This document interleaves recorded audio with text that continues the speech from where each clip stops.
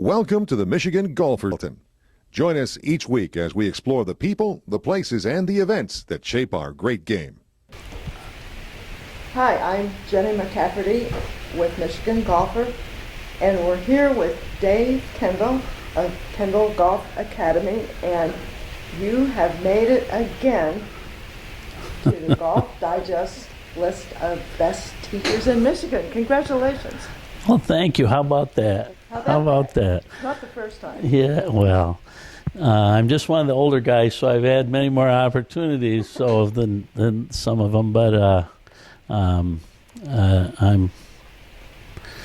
honored to be there. Nice that people maybe still remember me. Nice of you and Art can come and visit us here at Kendall Academy. Nice day to have the door closed. Yeah, it's raining. It's raining, and it's just shy of being snow, so it's cold rain. Right. Well, Dave, your career has been you've got a lot of awards as a player, but really you've been focused on teaching. And one of the things that always interests me is that you use the word coaching. How did that come about? You say coach more than teach. Well, when I was fortunate in that when I was in college, I was in the first year of the professional golf management program at Ferris State. The director of the program was also the golf professional at Ferris State, and his name was Norm Bennett. Norm, he was the track coach at Ferris State who made himself a golf pro.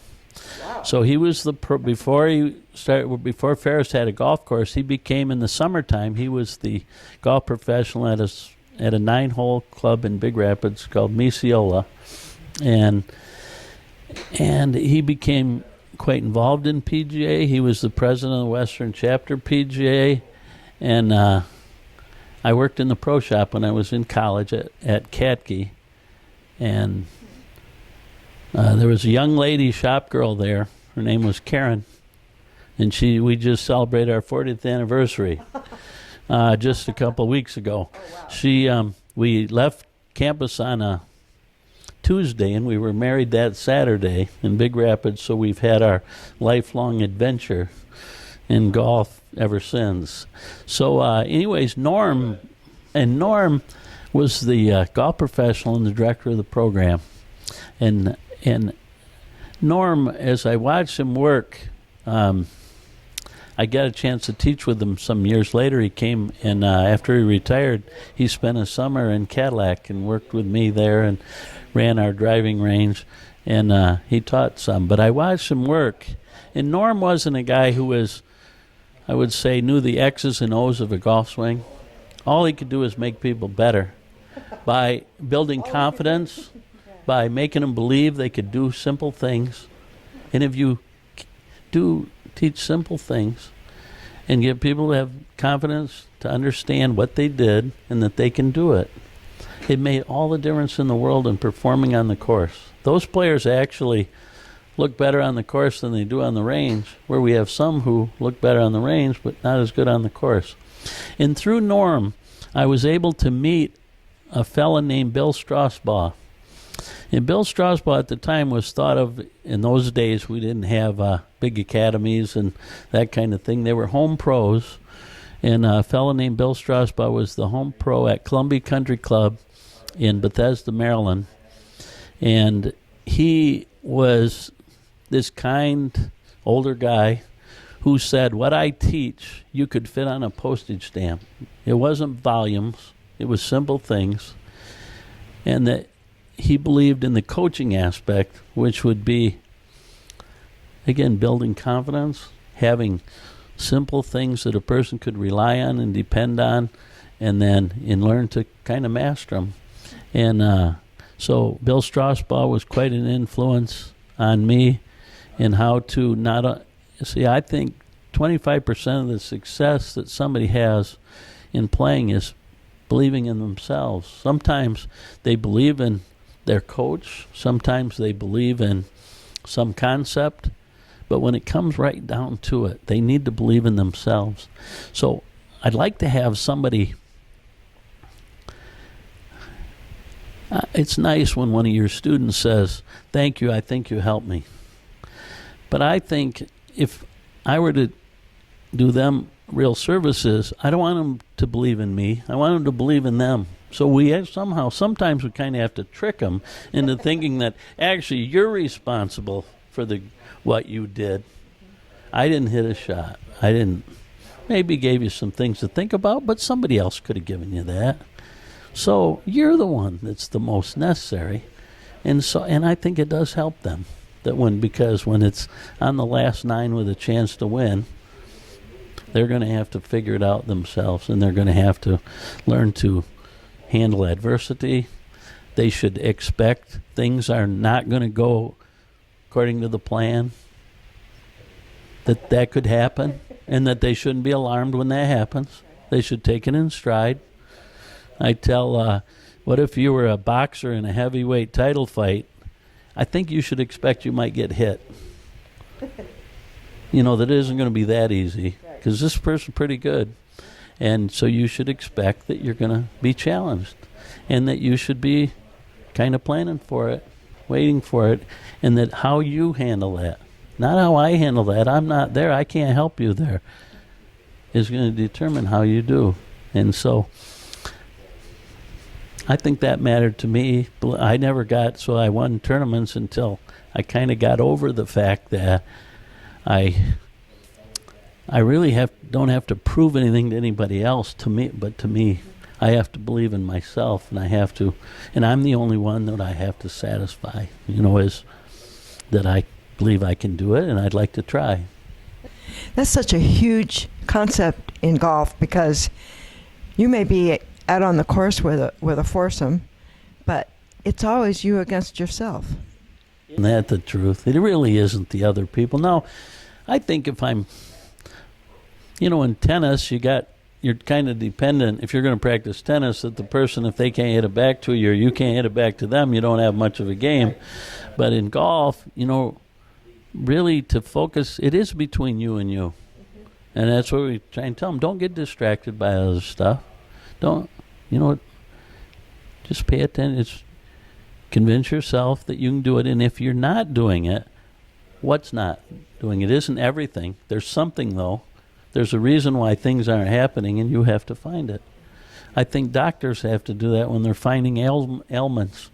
They have to find, I'm not feeling well. Well, they have to now figure out where, what is it? There's something, but I have to find it. And I don't think it makes them mad that somebody, like if my ball went crooked, it shouldn't make me mad. It should make me kind of not go crazy and lose my mind, but think clearly. Train to stay objective. See if you can figure it out. And if you can, you might be able to fix it. And we're not competing against perfection, because sometimes people act like, if I'm not, I missed, I shouldn't miss, I've hit a good one before. Well, we're not competing against perfection. We're competing against human beings who make mistakes. I got to see if I can make less than they do. It's an interesting way to look at it. And as a coach, you have players, and some of them have succeeded spectacularly, including Henry Doe. What's Henry up to these days? When I think of Henry, I think of early on when I first came here. We're 2020. We'll be starting our 24th year here, and let's see. Henry will be 25 in April, and he came here the first time when he was 7. His mother came in here, and she says, "I want to see this Dave Kendall." I said, "Well, that would be me." And she says, "I want my son to work with you." I said, "Oh, really? Tell me about your son." He's 7 years old, and he's just started playing golf. I said, "Oh, I'd love to meet him." And I said, "But I think what would be best to do with a young person is put a club in their hand and encourage them. Not really tell them all the things they're doing wrong. You know what I mean? Really, because they're not really doing anything wrong. They just haven't been doing this very long, so they're not sure where to start. So anyways, I said, now, how's he feel about it? I mean, you want him to come and see me. Does he want to come? He's 7. He's used to taking orders. I said, I think you should bring them in when they want to know. Like if they said, well, you're hitting and you said, your ball goes in the air, how come mine doesn't? I said, well, then he wants to know. So she said, he wants to know. I said, okay, we'll see. Bring him in. He wanted to know. So he was real quiet. Now, Henry he never complains about anything. But he's real quiet, and so you kind of have to dig it out of him. But his mother would make him do his homework. You know what I mean? If he went and came for a lesson, she's going to make sure he does his homework. So one day, he was in here about this time of year, December, and I said, Henry, did you practice? He'd come about every 2 weeks, and he said, well, of course. Well, sure. What a silly question. Yeah. And he says, so I said, well, how many times? He said, well, every day. And I said, well, it's kind of cold outside. Wouldn't you like to take a day off? He acted like, well, who wouldn't want to do this? So it was just right from the beginning. And so we'd have our things, and you ask something, I just have to show you. This is at the National Championships of the Drive, Chip, and Putt. He's 11, and this kid's 11. Now, he finished second. It wasn't at Augusta then. It was in Orlando, the National Championship. So he's real proud. He's got his trophy. Okay, so he tricks me. His mother says, could you go and take a picture with him? We went over to Washtenaw with this trophy. So at Christmas, we have a picture of him with his trophy. What a wonderful shot. And he gave me that as a gift. And he wrote that poem. It's kind of a poem. Can you read the poem? Maybe, if I don't cry. Teacher of the Year by Henry Doe. Friendly Mr. Kendall. He always has a smile and always makes my day. His voice reverberates. That's what I appreciate. He always takes opinions, not just only his way. And today I proudly present Mr. Kendall as number 1 for all the great things he has done. Wow. So that's sat here ever since. Well, that's a wonderful photo of both of you. Oh, his how the godson thing came about is his parents are both Vietnamese, and they met in this country. But Henry, at that time when he was about 12, 13, he won't have any family. He doesn't have cousins and aunts and uncles that he knows. He has family in Vietnam, and he has met some of them since. But they don't speak English, and he doesn't speak Vietnamese. I said, well, if your mom, was reprimanding you in Vietnamese, would you know what she's saying? He says, well, kind of, but I wouldn't know how to respond. So, anyways, they figured out how he could have family when he really doesn't. So they had my wife and I have a meeting and said, if something ever happened to us, there wouldn't be anybody. It'd have to be you. Whoa. Well, to me, what a privilege. Yeah. And a responsibility. Oh, it is. Now, he'd have to bring his report card, and he'd have to, he has responsibilities to that. And but I have 2 sons, and so they're older than Henry. My oldest is 10 years older than Henry, but they're pretty close, and they Henry kind of looks up to him, and then my younger son, they're close, and so it's like he does have cousins or family, or I don't know what we call us, but he calls my wife Mom, and he calls me Pops. So it's been that way for all the time. But he's now a big shot in the mortgage business. He works for David Hall at Hall Financial, and he's last I knew he was the head of new business development.